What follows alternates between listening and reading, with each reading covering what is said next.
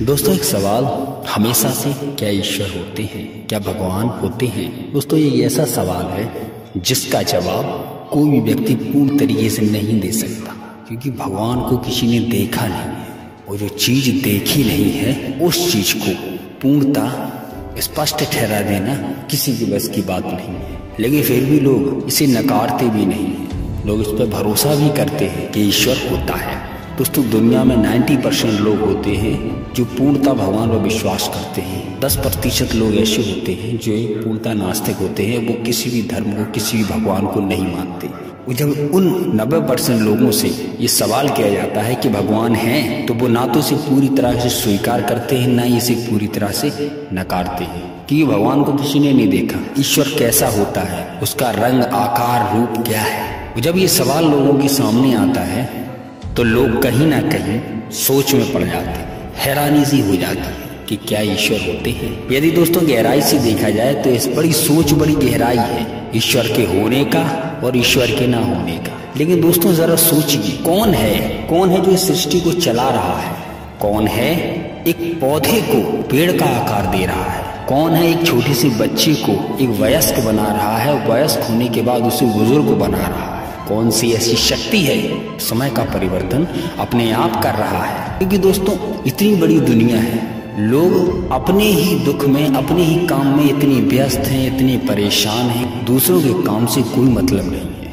उन्हें नहीं है मतलब कि कौन क्या कर रहा है, कौन क्या खा रहा है, लेकिन कौन है वो जो हर किसी की चिंता करता है, हर किसी के जीवन को दिन प्रतिदिन, हर एक घंटे, हर एक मिनट चल रहा है। अच्छा हो रहा है उसके साथ बुरा हो रहा है, कौन कर रहा है? जब इस चीज को हम गहराई से सोचते हैं तब हमारे अंदर ये प्रश्न आते हैं कि कौन कर रहा है ये सारे काम। क्योंकि दोस्तों एक जंगल में लगे हुए एक पेड़ को कोई पानी देने नहीं जाता। समय के हिसाब से जैसे जैसे समय परिवर्तन होता जाता है वैसे वैसे वो पौधा एक पेड़ बनता है। पेड़ बनने के बाद एक विशाल पेड़ बनता है। कई वर्षों के बाद वह पेड़ खत्म हो जाता है, सूख जाता है, मिट्टी में मिल जाता है। उसके बाद फिर एक पौधा जन्म लेता है, पेड़ बनता है और एक विशाल पेड़ बनता है। और कल यही प्रक्रिया वर्षों तक दिन प्रतिदिन ऐसी ही चलती रहती है। कौन सी शक्ति ऐसी है? कौन है जो वर्षा करा रहा है? कौन है जो मौसम बदलता है? कौन है जो लोगों के अंदर ज्ञान पैदा करता है? कौन है जो लोगों के अंदर जिज्ञासा पैदा करता है?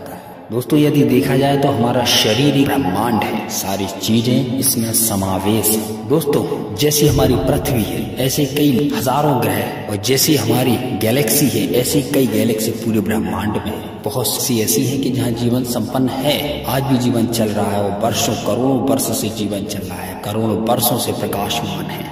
सूर्य करोड़ों वर्षों से जल रहा है, करोड़ों वर्षों से प्रकाशित कर रहा है ब्रह्मांड को, हमारी धरती को।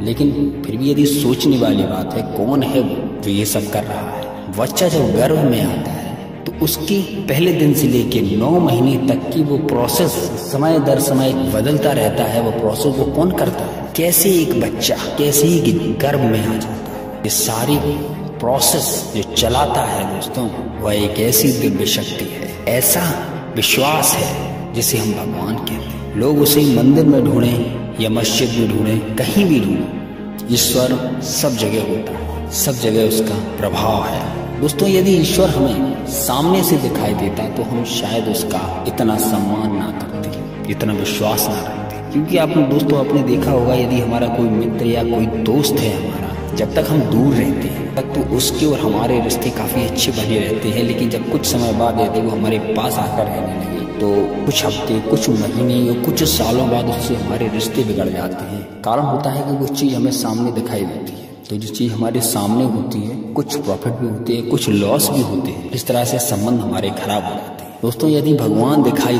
देता तो लोग उसे भूल जाते हैं, क्योंकि ये लोगों की प्रवृत्ति है, मानसिकता है। लेकिन जब भगवान दिखाई नहीं देता तो उसे लोग ढूंढने के लिए प्रयास करते रहते हैं, और निरंतर सालों से कर रहे हैं और निरंतर सालों तक करते रहेंगे जब तक उनका जीवन है। तो दोस्तों इस वीडियो में मैं आपको यही बताना चाहता था, ये रहस्यमय चीजें हैं जिनके बारे में हम विचार करना चाहिए।